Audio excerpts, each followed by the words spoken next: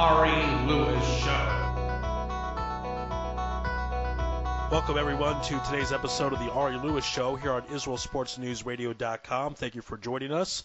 You can email the program at any time at arilewishow@hotmail.com, or you can email the station at IsraelSportsNewsRadio@gmail.com. Noad Lahat, Israeli's first UFC fighter and only UFC fighter, fought in Germany over the weekend. Here to discuss that is Israel Sports News Radio's basketball expert and also UFC expert, OMG Poetry's Joe Robbins. Joe, how you doing out there? I'm doing well, thanks, Ari. Great to be on as usual. Yeah, you're doing well, and I'm doing well. Yeah, Noah so he was facing got a good Nicholas victory Backstrom, Saturday night. like Tell us said, a bit about the fight. Looked like he he lost the first round and then pulled it together and got the decision. So tell us what happened. On the ground, Backstrom was really out wrestling him, kind of manhandling him, and he even, Noad is such a great commentator. In his post-fight breakdown, he even spoke about it in turn and apologized to his jiu-jitsu coach for letting it happen. And so they knew that wasn't working, and he also knew that the strikes he was able to land while he was down on the ground were working and were actually more effective than his ground game had been. So he came out in the second round striking. He cut Backstrom in a few different places, kept exploiting those cuts with different punches to the face, and made it work, controlled the rest of the fight. It was a very close fight on the scorecards, and Backstrom was definitely surprised when he didn't get it, but it was the right call. After dropping the first round, he came back and won the next two to win the fight. Now, one of the things that I'm curious about, if you're able to find out if there was any anti-Semitism, because when Noah was on my program, he discussed his fight last year when he fought in San Jose, and he said there were people with anti-Israel signs right in front of his opponent's corner trying to throw him off. I want to know if there was any anti-Semitism or any anti-Israel stuff, which is anti-Semitism, in Germany for this fight. Nothing that's come out about it, nothing that Noah has mentioned, and nothing in any of the press. And I wonder if part of that is, well, we know Europe is definitely a hotbed for BDS, the boycott, divest, settlement, boycott, divest, sanction movement, and also anti-Israel various movements.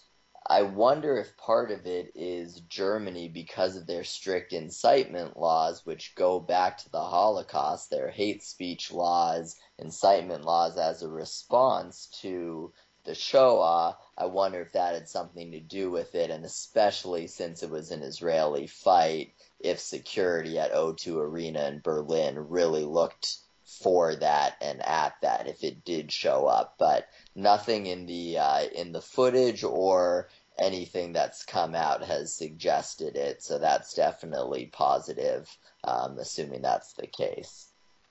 Now, this is, again, his first fight since his victory over Steven Siler about a year ago, and I remember very vividly in this post-fight how much that Noad seemed out of breath. The fight last year against Siler, he seemed pretty calm in the post-fight interview, but he was still breathing very, very hard, even minutes after the fight.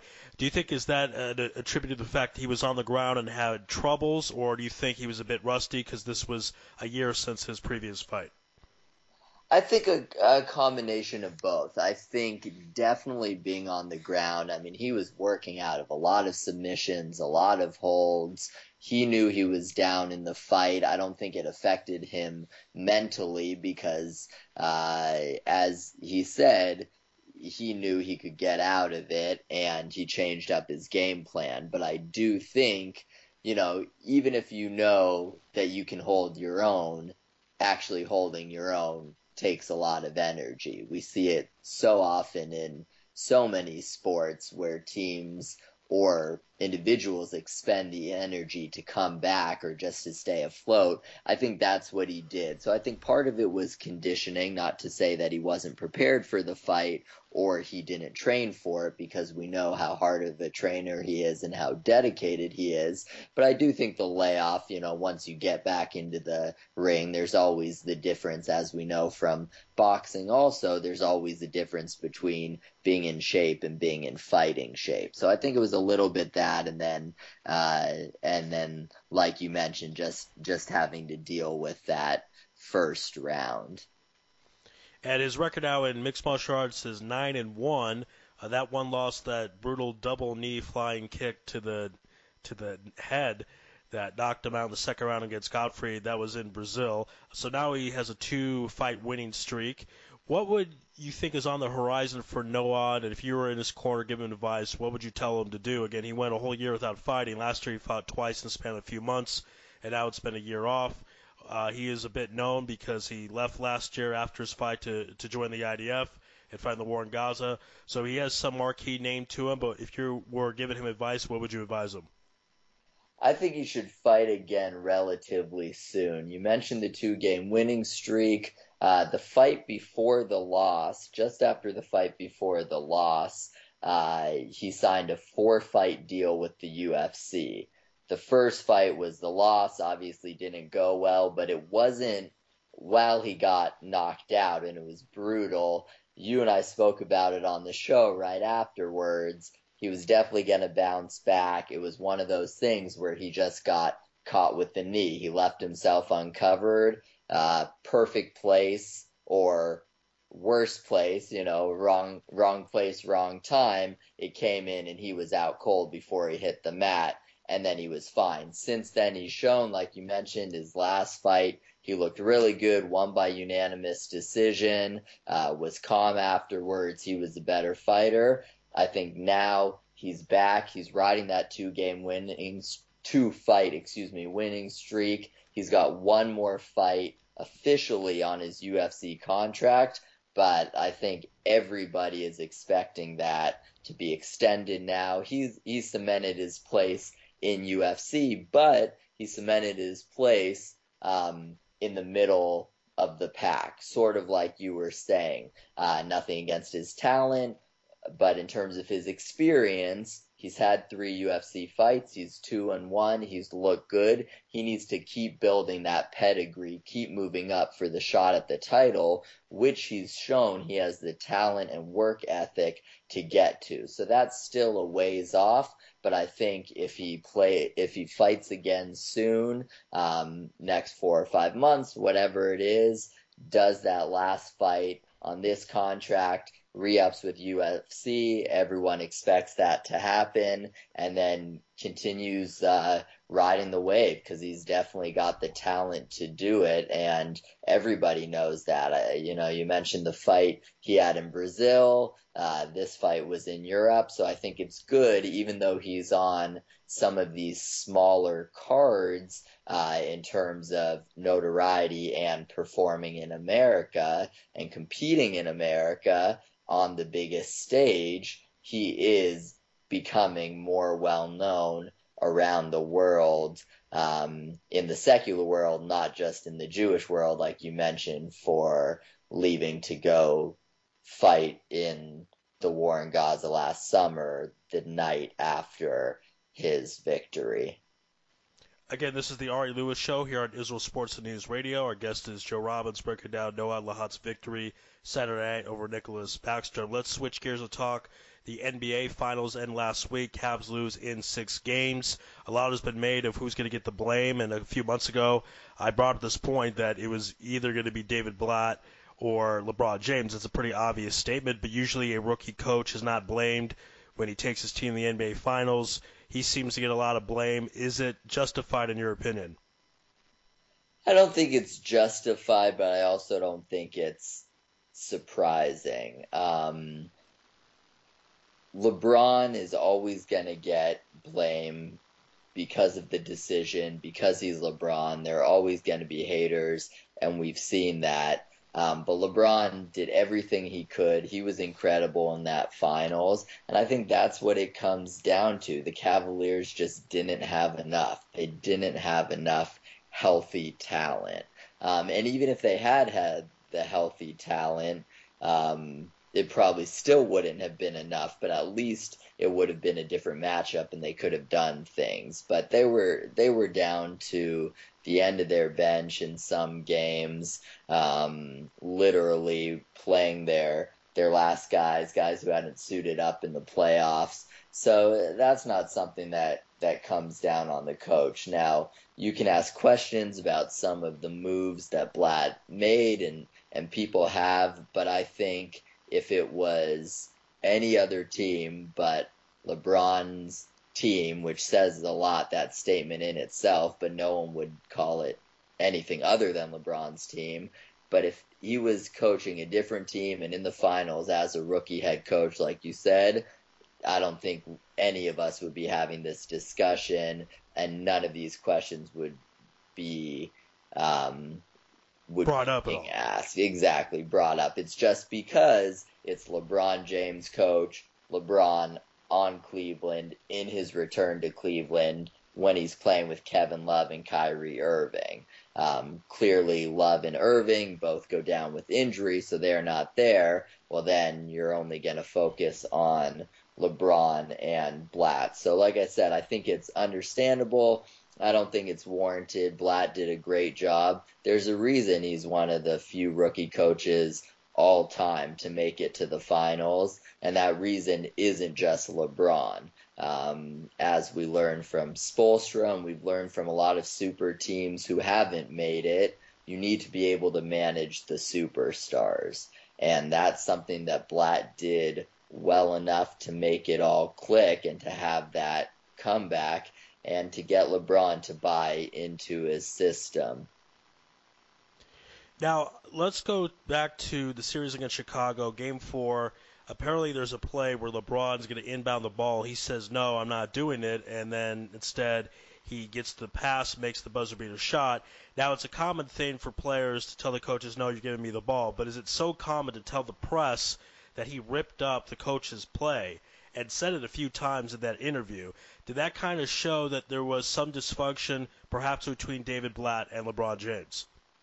I think it did. I think you hit the nail on the head.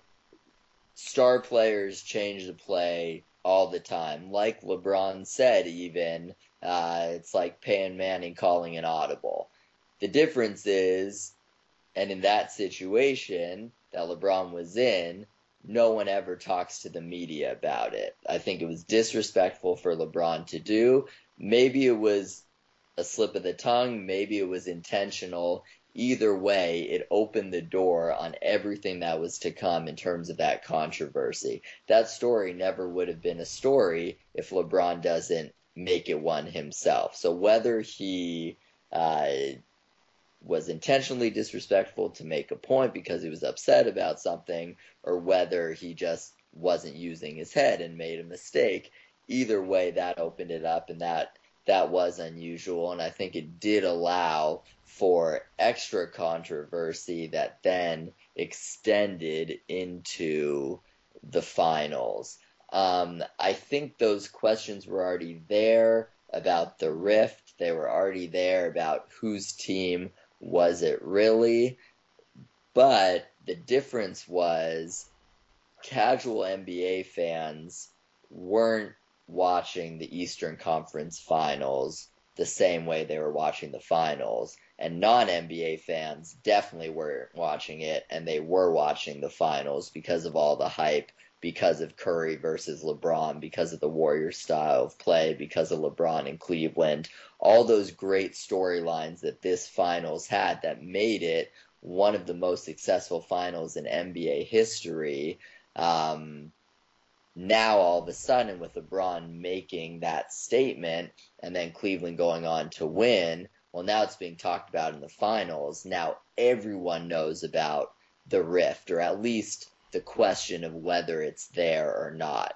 And I think that's the impact that it had. It wasn't so much in that Chicago series when Chicago didn't really have a chance for the same reason that Cleveland didn't have much of a chance against the Warriors. It wasn't such a big deal then. But when it came to the finals, then it really came to the forefront. And of course, as we know and as we've discussed, when it came to the Cavs losing the finals, now it's at the forefront ahead of everything else. Again, this is the Ari Lewis Show here on Israel Sports News Radio. Our guest is Joe Robbins, and this part of the interview we're breaking down the NBA Finals and what will happen in the aftermath. We know that LeBron's going to opt out because that was the plan because of the television deal. He'll get a bigger contract. But is LeBron going to play a mind game with this whole David Blatt thing and not sign until they make a decision on the coach? And if they do, is LeBron going to try to pretend he had nothing to do with that? Talk about that aspect. I don't think so. LeBron's going to get his money, obviously. As you mentioned, he's obviously going to opt out because he would be leaving millions on the table for no reason not to. New collective bargaining agreement, huge TV deal, everyone's getting paid. So LeBron was always going to opt out, and he was always going to re-sign in Cleveland. I think that would be the only shock. I don't think that he'll play any mind games in terms of Blatt because Blatt's a great coach. He was a rookie head coach. Now he'll be settled in. He'll have his team. They'll have the summer to grow together, to work together. And you know what? There are a lot of superstars who don't necessarily love their coach, but as long as they're successful together, that's what matters. I think it's that type of situation. They'll continue to grow together. I think it will get better, but David Blatt's coming back. LeBron's coming back. LeBron at this point in his career, especially with what he's been through with the decision and the time in Miami and having his jersey burned in Cleveland, I think he's too mature and too smart to play games at this point when everyone knows, barring something shocking that would arguably be even bigger than the decision, he's coming back to Cleveland and David Blatt's coming back to Cleveland. All right, now, no disrespect to the Warriors. I know we just spent the first part of the finals talking about the Cavs, but that's where the juicy story is. But we got to go to this Golden State team, a team that you followed since you were a kid. 67 wins, the first title in 40 years. And let's start first with the finals MVP. Went to Andre. We know him from Arizona. Talk about his series, played great, and got the finals MVP.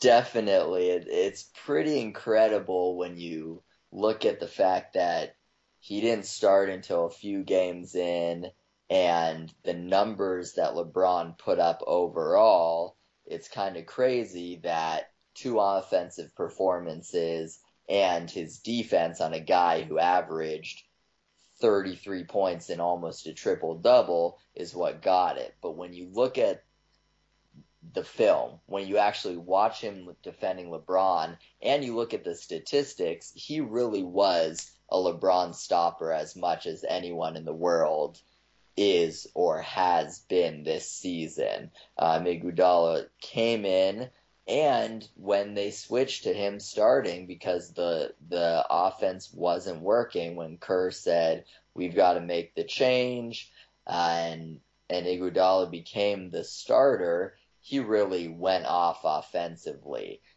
He had a great series overall. Even when he was coming off of the bench, he was in double digits on great efficiency and scoring each game of the series until he became the starter when he hit 4 threes, had a season high in points, had over 20 points the rest of the series per game. So he really earned that MVP. I think it was a surprise to a lot of people when he got it, but by a couple of hours later, no one was questioning it. And it was interesting. There were 11 votes that voted for MVP.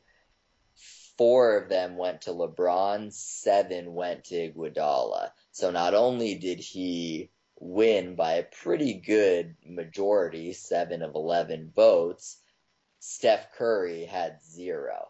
So it was clear that all of the voters really felt that Iguodala was the key, and his play on both sides of the ball, he earned that MVP. LeBron's numbers were that way, and this isn't to take anything away from LeBron, but LeBron's numbers were that way because he had no one else and had to do everything himself.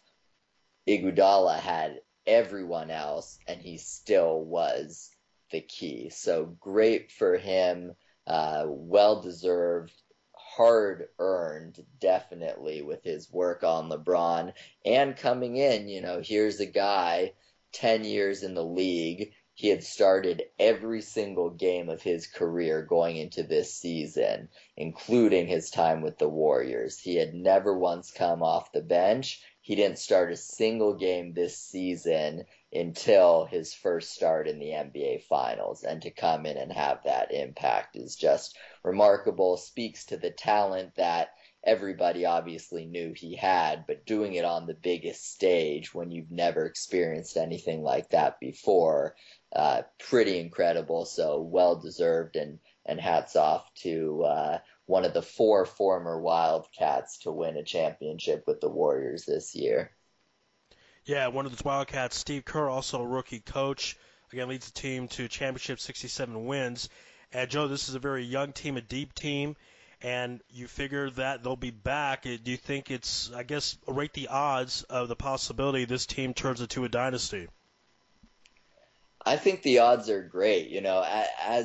As hard as it is to become a dynasty, I would say the odds are as good as we've seen them for any team in any sport in a long time. And that sounds like a big statement, but it also didn't look like coming into the season, as young and as good as they were last year, being a playoff team in the West and Steph Curry being an all-star, no one would have guessed 67 wins, Steph Curry MVP, Stephen Clay all-star, all of the different accolades. So I think, like you mentioned, the entire team is coming back. David Lee will be gone, probably Brandon Rush also. But in terms of guys who played top to bottom, starting 5 and bench, everybody's coming back. The Warriors have already said they're paying whatever it takes. They'll go into the luxury tax to match any offer for Draymond Green. So you've got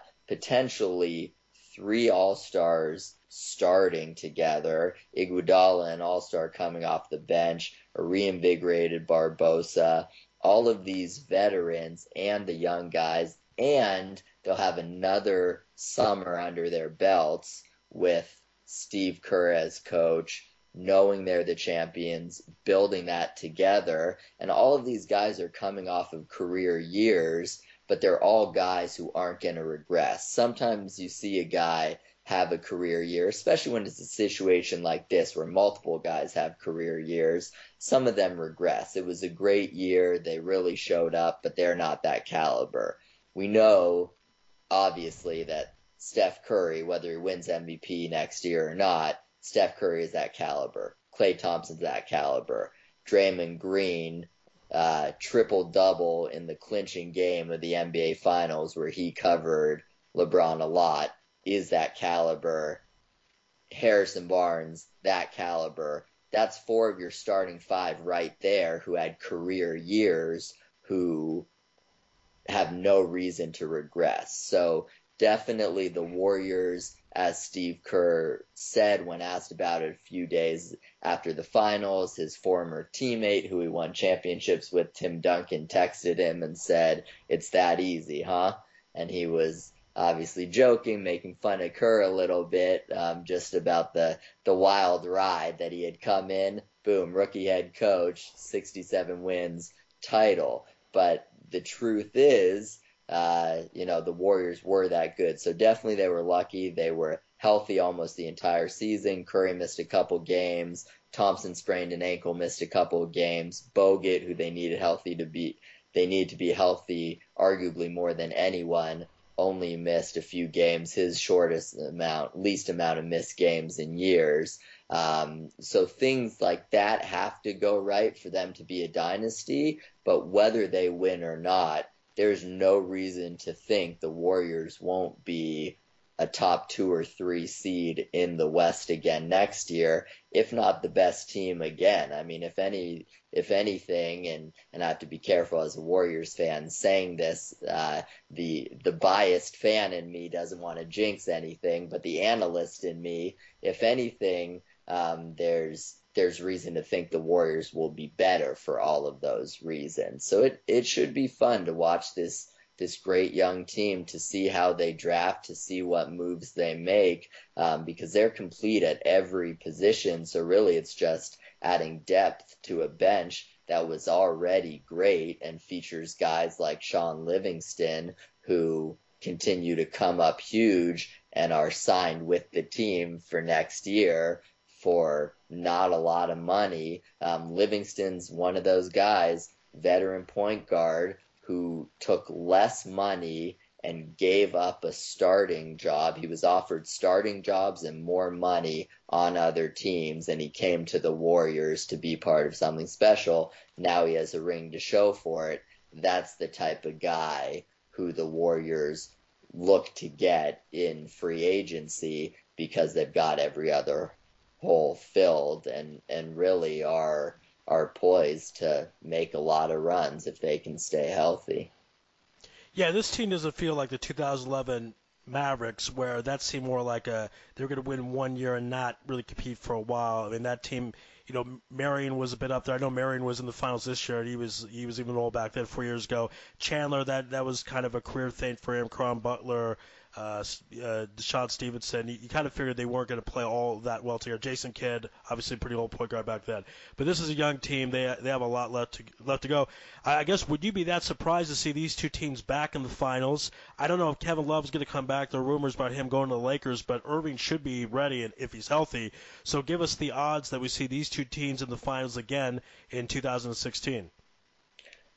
I think the odds are pretty good. I mean, officially in Vegas, those are the odds. The Cavaliers in the early championship odds for 2016, the Cavs are the favorite and the Warriors are number 2. So statistically, they're the odds according to Vegas. But I think from the basketball standpoint, leaving the money aside, I think they're great odds. I mean, the West is so tough, but for the reasons we spoke about, there's no reason to think that the Warriors won't be the favorites. And even if they're the 2 or 3 seed, they know they can beat everybody, and they've had this experience, and they're trying to repeat. In terms of the East, Atlanta had a great season. They probably overperformed, but even if they perform that way again, and we spoke about this earlier in the playoffs, you need a superstar, at least one, to win it all. Atlanta didn't have that. It wasn't enough having just one for Chicago the way they ended up playing. So I think there's no reason to think that unless something drastic happens in the Eastern Conference, it won't be the Cavaliers. LeBron almost led them to a title by himself, and they should have, as you mentioned, a top 5 point guard in the NBA back at full strength. I think Kevin Love will re-sign, but even if he doesn't, they'll have Bergeau back. They'll have a lot of these guys who they were missing, who we didn't even think about because they were gone so early. I think they'll make some other moves. So yeah, the Cavs will only be stronger. The Warriors will be just as strong as they were this year. I think that should be the finals matchup. Again, obviously, a full year to go to see if that happens. Lot of road between now and then, but they're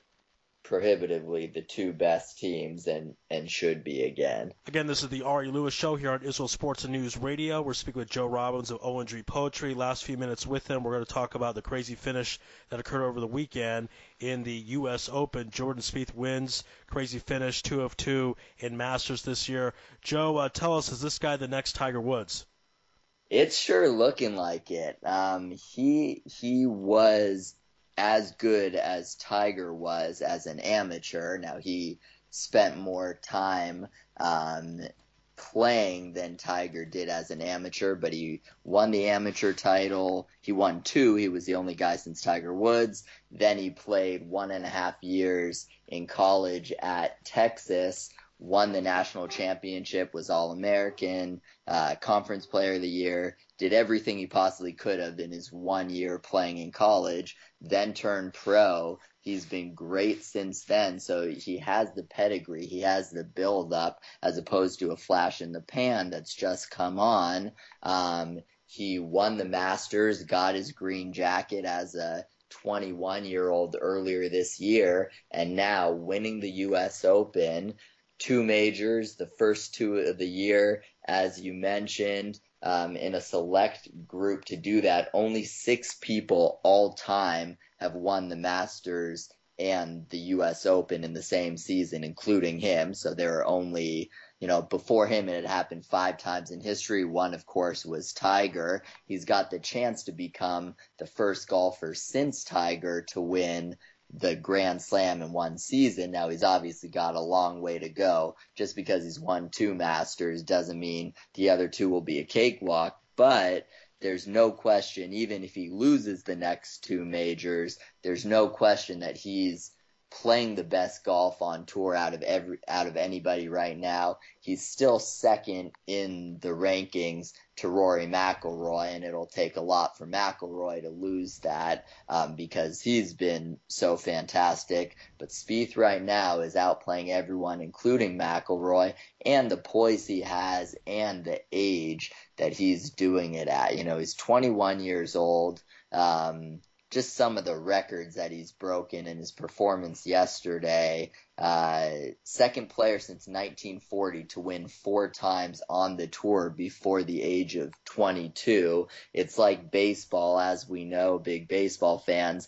Anytime you go in the record books back to 70 years or to the teens, or doing the first thing, being the first to do something since the 1920s, the teens, whatever, you're touching history, and it's no mistake.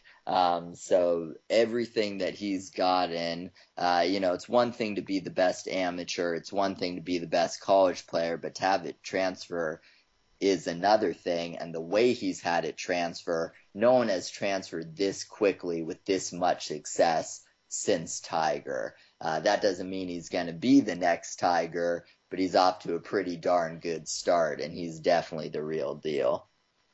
And last question I have for you, how big a deal is it for golf to have a superstar, potential superstar like this young man? Because we know how important it was when Tiger was in his prime, then a whole incident with him cheating on his wife back in 2008. That seemed to kind of crush the whole sport, not just Tiger. If we have a young star that we can rally around and look at and watch him play and win, how big a deal is that for golf?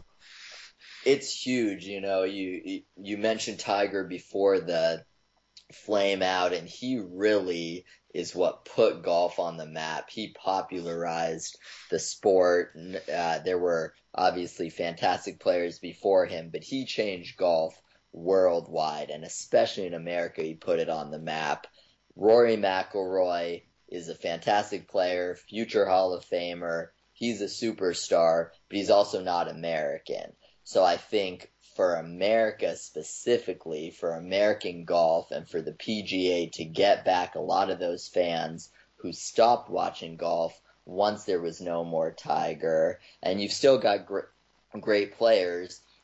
Phil Mickelson, he was off his game at this U.S. Open, but Phil's still one of the greats. But to have a young American, good-looking, intelligent, well-spoken, 21-year-old kid who can come in and do things that haven't been done since the last good-looking, well-spoken, Stanford-educated 20-year-old kid in Tiger Woods, I think it's huge for the sport, and the fact now, specifically in the short term, that the next major coming up is the British Open, and you'll have the best American player playing the best golf in the world, ranked number 2, against the best European player, ranked number 1 in the world, in Rory McIlroy. going to his home major.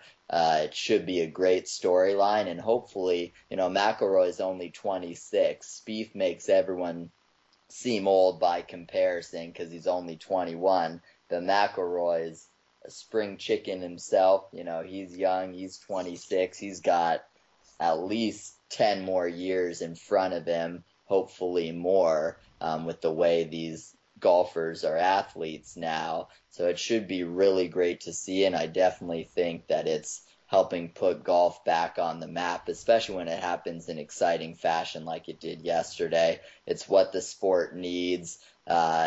People only spoke about Tiger missing the cut when he missed the cut, and then it was all back to the golf because of how exciting it was. It wasn't even really mentioned yesterday or today about Tiger. It was all about how Spieth is the next generation. And I think that's good for the sport and probably good for Tiger too, to be frank, but definitely good for golf and should be exciting going forward to see.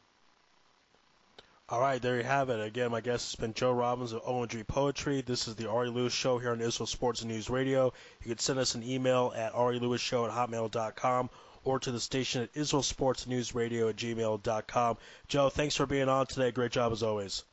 Thank you, Ari. Always great to be on, and I'll look forward to next time. Yes, indeed. That'll be a lot of fun. Thank you, everyone, for listening. Be well, and shalom from Israel.